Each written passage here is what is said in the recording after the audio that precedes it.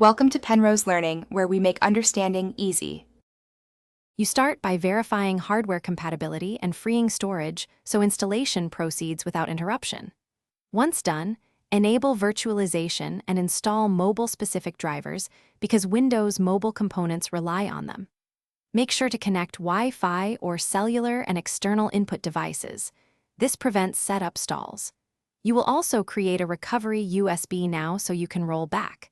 That protects your data. This first set of actions moves you from planning to execution quickly. You now install the mobile-oriented UI and configure system behaviors so the interface feels native and responsive.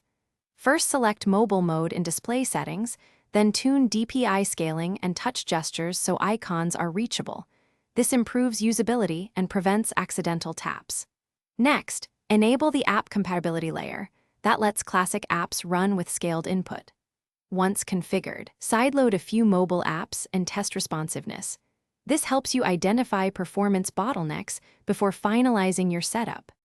You finish by applying all updates and creating backups so your mobile setup is stable and recoverable. Run Windows Update and firmware patches, then restart twice to ensure drivers settle.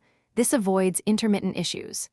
Next, backup settings to the cloud and make a local snapshot on external media. If you hit lag or app crashes, first reset the mobile layout. If that fails, use the recovery USB you created earlier to restore a working state. This is your fastest fix. Thanks for watching. If this was helpful, leave a like and consider subscribing. See you next time.